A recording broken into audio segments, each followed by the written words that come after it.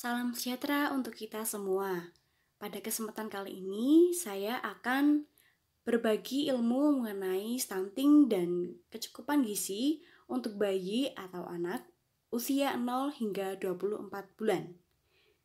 Ya, yang pertama, kita akan membahas mengenai stunting terlebih dahulu. Stunting ini sudah terjadi di Indonesia sejak beberapa tahun lalu, namun mungkin baru mulai terdengar ya oleh bunda-bunda, oleh orang tua baru-baru ini. Stunting itu apa? Stunting itu adalah kondisi di mana balita memiliki panjang atau tinggi badan yang lebih rendah atau pendek, ya, kerdil dari standar usianya akibat masalah gizi kronis yang disebabkan oleh kurangnya asupan gizi dalam waktu yang cukup lama. Lalu kita akan membahas apa saja penyebabnya. Ya, yang pertama, kondisi kesehatan ibu dan gizi ibu sebelum dan saat kehamilan dan setelah persalinan. Ya, jadi ini sudah dimulai sejak ibu hamil ya, sejak 1000 hari pertama kehidupan.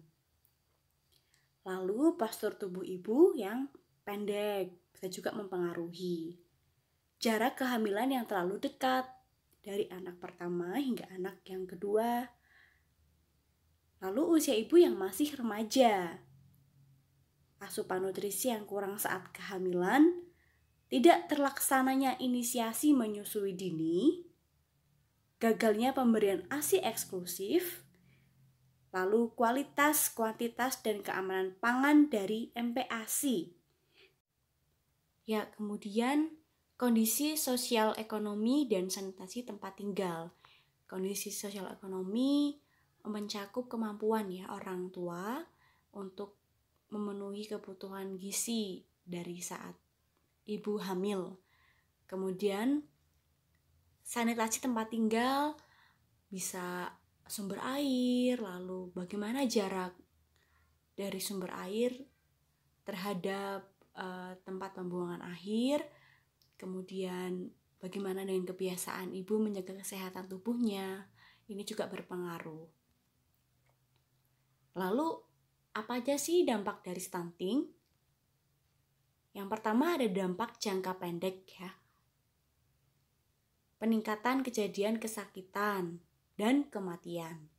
Kemudian pengembangan kognitif, motorik, dan verbal tidak optimal. Peningkatan biaya kesehatan. Lalu dampak yang jangka panjang, postur tubuh tidak optimal saat dewasa, lebih pendek dibandingkan anak-anak atau teman-temannya ya pada umumnya. Kemudian meningkatkan resiko obesitas dan penyakit tidak menular seperti hipertensi, diabetes, dan penyakit tidak menular lainnya. Lalu menurunnya kesehatan reproduksi, kapasitas belajar dan performa anak yang kurang optimal ya, saat masa sekolah. Produktivitas dan kapasitas kerja yang tidak optimal. Ini ketika anak dewasa nanti ya, ketika sudah mulai bekerja. Lalu, bagaimana upaya pencegahannya supaya anak-anak kita tidak mengalami stunting? Nah, bagi ibu hamil dan bersalin, yaitu yang pertama, intervensi pada 1000 hari pertama kehidupan ya. Ini adalah saat yang penting supaya gizi dari anak-anak kita sejak dalam kandungan terjaga ya, tidak kurang. Lalu meningkatkan persalinan di fasilitas kesehatan. Pemberian makanan tinggi kalori, protein, dan mikronutrien. Mikronutrien itu seperti vitamin dan mineral, bisa didapatkan melalui sayur dan buah-buahan. Deteksi dini penyakit, baik penyakit yang menular maupun penyakit yang tidak menular. Bunda-bunda bisa cek kesehatan di tenaga kesehatan. Kemudian pemberantasan kecacingan, lalu tablet tambah darah untuk ibu hamil yang anemia. Konsumsi garam beriodium, memperhatikan sanitasi ya, ini kebersihan bunda-bunda juga tempat tinggalnya. suplementasi zinc. Nah, lalu untuk balita, pemantauan pertumbuhan balita. Jadi dipantau terus ya Bunda, sejak lahir hingga hari-hari berikutnya, bulan-bulan berikutnya terus dipantau bagaimana pertumbuhan balita, berat badannya, panjang badan atau tinggi badannya. Kemudian pemberian ASI eksklusif dan MPASI. ASI eksklusif hingga usia 6 bulan ya, 5 bulan 29 hari, kemudian 6 bulan sudah MPASI. Namun tetap ASI sampai usia 2 tahun. Pemberian vitamin A, pencegahan dan pengobatan diare, imunisasi. Ya, sekarang angka kecukupan gizi. Angka kecukupan gizi mulai kelompok umur 0 hingga 3 tahun ya. Kemudian yang pertama, kelompok umur 0 sampai 5 bulan, ini menurut Peraturan Menteri Kesehatan tentang angka kecukupan gizi, membutuhkan energi sebesar 550 kilokalori, proteinnya 9, lalu lemak totalnya 31 gram, lemak omega 3 0,5 gram, omega 6 4,4 gram, karbohidrat 59 gram, seratnya 0 ya. Di usia ini anak belum membutuhkan serat. Kemudian air 700 ml. 6 hingga 11 bulan energinya 800 kilokalori, proteinnya 15 gram, lemak total 35 gram, omega 3 0,5 gram, omega 6 4,4 gram, karbohidrat 105 gram, serat ya ini mulai membutuhkan serat namun tidak banyak, hanya 11 gram, kemudian air 900 ml. Untuk 1-3 tahun energinya 1350 kilokalori, proteinnya 20 gram, lemak total 45 gram, omega 3 0,7 gram, omega 6 7 gram, karbohidrat 215 gram, seratnya 19 gram, lalu airnya 1150 ml. Lalu ini juga ada referensi dari sumber lain untuk kebutuhan energi bayi berdasarkan rentang usia 0 hingga 2 bulan. Ini diperkecil lagi ya, 400 kilokalori, 3 hingga 5 bulan 500 kilokalori, 6 hingga 8 bulan 600 kilokalori, 9 hingga 11 bulan 700 kilokalori, dan 12 sampai 13 bulan 900 kilokalori. Ya, sekarang kita masuk pembahasan untuk ASI ya. Setelah bayi lahir hingga 6 bulan, anak memerlukan ASI. Ya. Pemberian ASI dimulai sejak setengah sampai 1 jam setelah persalinan ya, sampai umur 6 bulan. Atau bisa 5 bulan 29 hari. Kemudian kolostrum. Mungkin bunda-bunda sudah tahu ya mengenai kolostrum, atau mungkin ada yang belum tahu. Kolostrum itu cairan bening dan berwarna kekuningan yang biasanya keluar di awal-awal ASI ya. Dan ini kaya akan antibodi, sel darah putih, vitamin A, juga berguna untuk mencegah bayi kuning. Ya, ASI itu mengandung protein, lemak, karbohidrat, vitamin, dan mineral. Sehingga dari usia 0 hingga 6 bulan, ASI sudah cukup ya bagi bayi karena mengandung zat gizi yang diperlukan untuk bayi. Lalu, ASI melindungi bayi dari kejadian infeksi ya, dari penyakit-penyakit infeksi. Kemudian, dengan adanya ASI, dengan bunda-bunda memberikan ASI, itu ada interaksi secara psikologis antara ibu dan bayi. Ya, bagaimana cara menilai kecukupan pemberian ASI? Yang pertama, sesudah bunda-bunda menyusui, bayi tampak puas, dapat tidur nyenyak, dan dapat melepas sendiri dari payudara ibu. Kemudian, selambat-lambatnya, sudah 2 minggu setelah lahir, berat badan bayi waktu lahir tercapai kembali. Penurunan berat badan selama 2 minggu sesudah lahir tidak melebihi 7% dari berat badan saat lahir. Berat badan naik lebih dari 500 gram dalam sebulan atau 125 gram per minggunya. Bayi dikatakan tumbuh baik apabila ketika dia usia 5 hingga 6 bulan, berat badannya mencapai 2 kali lipat berat badan waktu lahir dan 3 kali lipat saat 1 tahun. Bayi mengeluarkan air seni yang jernih, tidak berbau tajam, dan 6 hingga 8 kali dalam 24 jam ya, dalam 1 hari. Nah, ini kemudian MPASI. Mengapa kita perlu memberikan MPASI? Karena pada usia 6 hingga 12 bulan, ASI hanya menyediakan setengah atau lebih kebutuhan gizi bayi. Sedangkan pada usia 12 hingga 24 bulan, ASI hanya menyediakan sepertiga dari kebutuhan gizi untuk bayi. Ini mengapa pada usia 6 bulan, bunda-bunda perlu memberikan ASI.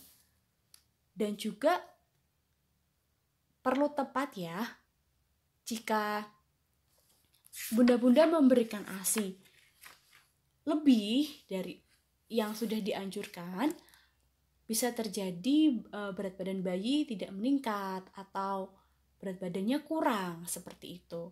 Jadi bunda-bunda perlu memperhatikan hal ini. Kemudian bunda-bunda juga jangan terkecoh. Barangkali bunda pernah mendengar orang mengatakan kalau bayi senang memasukkan jari ke mulutnya berarti dia siap diberikan makanan tambahan. Faktanya setiap bayi mengalami fase memasukkan jari tangan ke dalam mulut. Ini adalah fase di mana bayi senang bereksperimen dengan tubuhnya dan bukan tanda-tanda siap makan. Berikan MPASI saat bayi sudah benar-benar siap. Nah, seperti apa tanda-tanda lainnya nanti kita akan bahas bersama-sama. Kemudian, sebelum genap 6 bulan usianya, bayi hanya bisa mencerna ASI. Jika diberi MPASI, usus bayi belum mampu mengolah zat makanan karena enzim pencernaan bayi belum diproduksi secara maksimal. Akibatnya, bayi bisa menderita diare.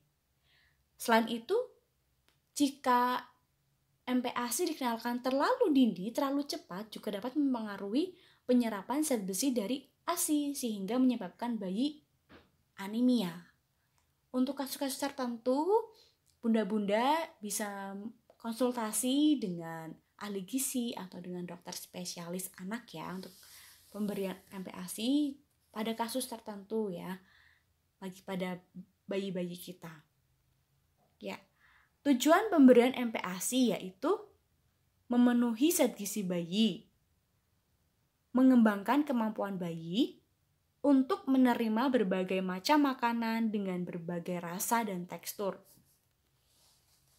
mengembangkan kemampuan bayi untuk mengunyah dan menelan, melakukan adaptasi terhadap makanan yang mengandung energi tinggi. Ini tujuan dari pemberian MPASI. Kemudian, apa saja sih persyaratan pemberian MPASI? Ya, tepat waktu. Seperti tadi yang sudah saya jelaskan ya. Kandungan nutrisinya cukup.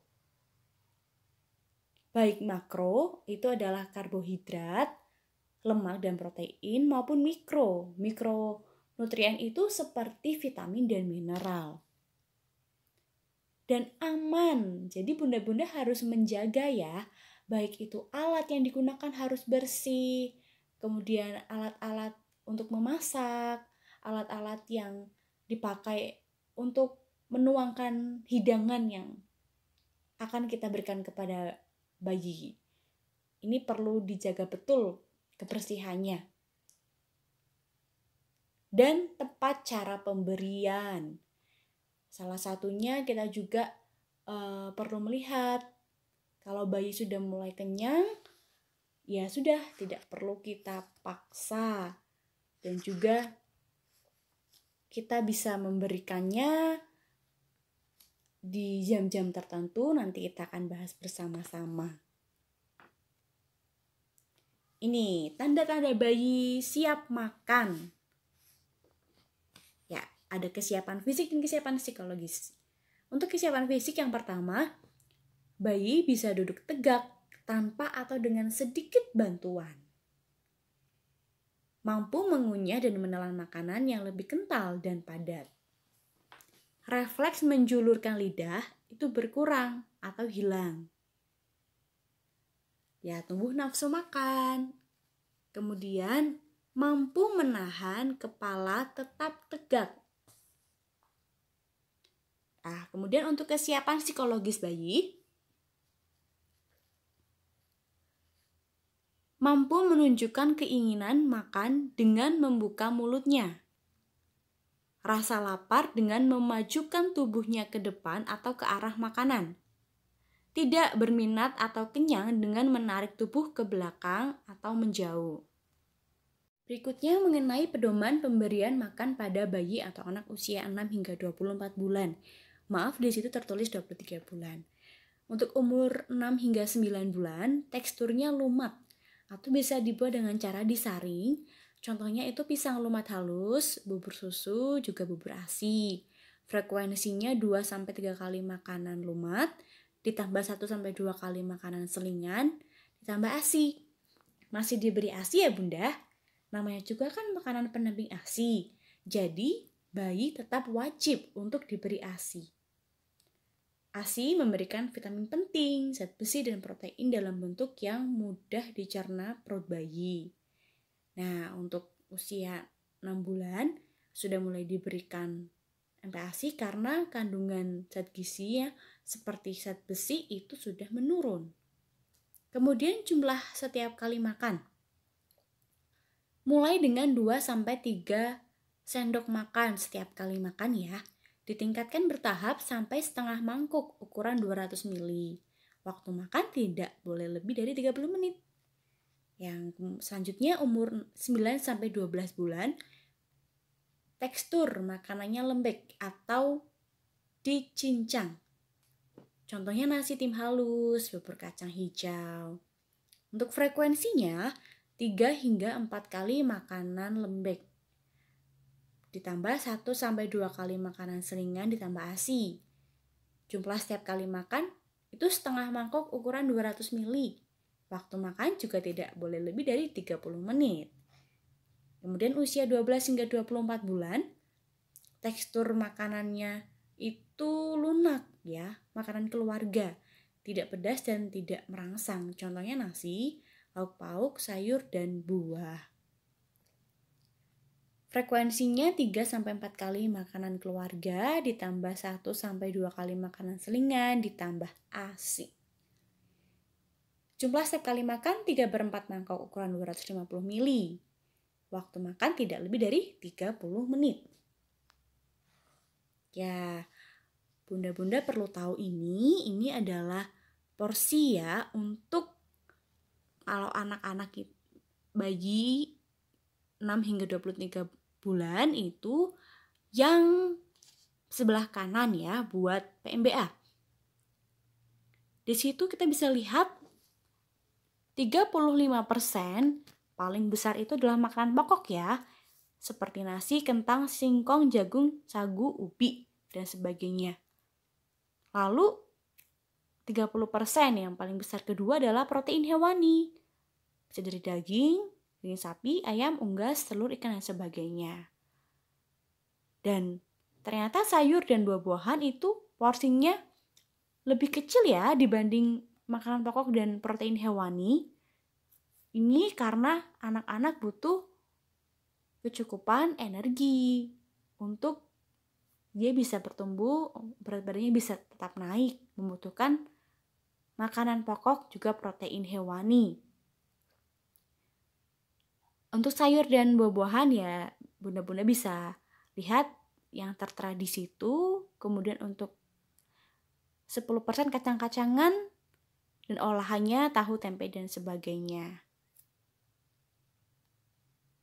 Ya, cara memperkenalkan MPASI untuk anak-anak.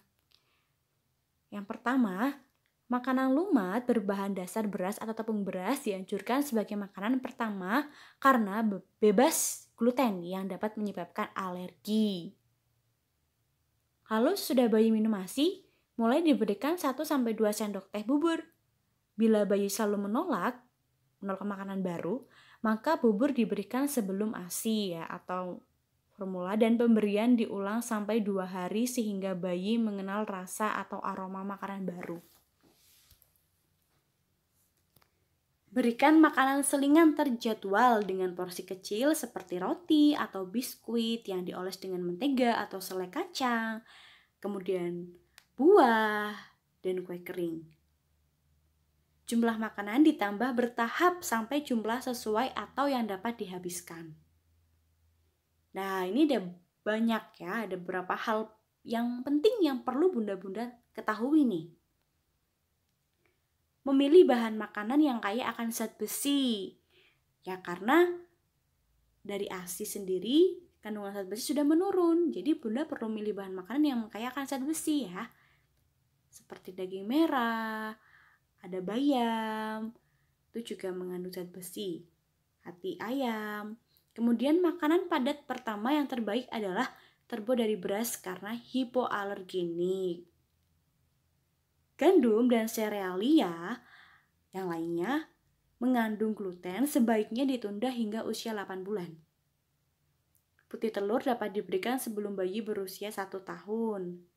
Lalu kuning telur dan daging dapat diberikan pada usia 8 bulan. Madu merupakan sumber spora C. botulinum yang dapat menyebabkan botulisme. Madu tidak boleh diberikan kepada bayi yang usianya kurang dari 1 tahun. Telur dan ayam itu harus dimasak sampai matang untuk mencegah salmonellosis ya, bakteri. Makanan berukuran kecil, keras, bulat, serta lengket dapat menyebabkan tersedak, jadi bunda-bunda hati-hati ya. Makanan kalengan memiliki kadar garam yang tinggi, jadi tidak cocok untuk bayi. Dan jangan memberikan teh atau kopi setelah makan ya bunda, karena ada kandungan zat anti gizi yang dapat mengganggu penyerapan zat besi. Kemudian sayuran bisa dikenalkan dimulai dari sayuran lunak seperti wortel dan labu kuning, kemudian sayuran yang lebih keras seperti bayam, kembang kol, brokoli, kangkung, dan lain-lain. Perkenalkan juga aneka jenis buah, sayur, lauk, sumber protein secara bertahap sambil mengamati reaksi bayi terhadap makanan. Selanjutnya, buah-buah bisa diperkenalkan dimulai dari buahan yang lumat seperti pisang dan alpukat. Susu, sapi, dan hasil olahannya boleh diberikan setelah bayi berumur 1 tahun. Makanan selingan yang tidak baik adalah yang banyak mengandung gula, seperti permen, es lilin, lalu kue-kue yang terlalu manis ya, bunda perlu memperhatikan hal ini. Kemudian, bunda bisa mengenalkan makanan penunjang ASI ya, atau pendamping ASI dengan menu baru secara bertahap. Nah, bunda bisa mempraktekkan setidaknya 2-3 hari setelah memberikan satu jenis makanan baru. Hal ini dapat membantu kita untuk mengetahui apakah bayi mengalami alergi terhadap menu atau jenis makanan baru atau tidak. Dan terbiasa dengan rasa dan juga tekstur menu makanan baru. Pada usia 2 tahun, anak sudah dapat diberikan makan keluarga dengan tekstur yang lembut. Ya, ini ada contoh jadwal yang bisa kita terapkan ya. Untuk yang bawah itu ada bintang-bintangnya. Ini jika anak masih mau ya bunda. Bunda-bunda nanti bisa mencermati jadwal dan juga apa saja yang bisa diberikan ya, yang ada di tabel itu. Nah, ini contohnya. Bubur pisang. Bahannya pisang ambon 100 gram dan juga ASI 60 sendok makan. Cara pengolahan, potong pisang kecil-kecil, siapkan blender, masukkan pisang ambon dan ASI. Blender hingga lembut, angkat lalu tuangkan ke dalam mangkok. Dan kandungan gizinya ada energi 50,4 kilokalori, karbohidratnya 13,5 gram, proteinnya 2,2 gram, dan lemaknya 1,5 gram. Ya, ini ada beberapa contoh. Bunda-bunda nanti bisa melihat atau membacanya di slide yang sudah saya buat ya. Nih. Kemudian ada juga bubur saring ayam wortel. Bunda-bunda nanti bisa mencermati. Lalu ada nasi tim tomat ayam. Ya, selanjutnya ada kenaikan berat badan yang adik kuat ya. Pada waktu usia 0,3 bulan, itu kenaikannya 25-30 gram per hari atau 750 hingga 900 gram per bulan. Jika usianya sudah meningkat 4-6 bulan, kenaikan berat badan juga 20 gram per hari atau 600 gram per bulan. 7-9 bulan, 15 gram per hari atau 450 gram per bulan. 10-12 bulan, kenaikan berat badannya 8 hingga 10 gram per hari atau 200 hingga 300 gram per bulan. Ya, ini adalah sumber-sumber yang saya gunakan. Ya, sudah, terima kasih. Semoga apa yang saya bagikan, ilmu-ilmu ini bermanfaat ya bagi bunda-bunda semua. Salam sehat buat bunda-bunda semua. Terima kasih.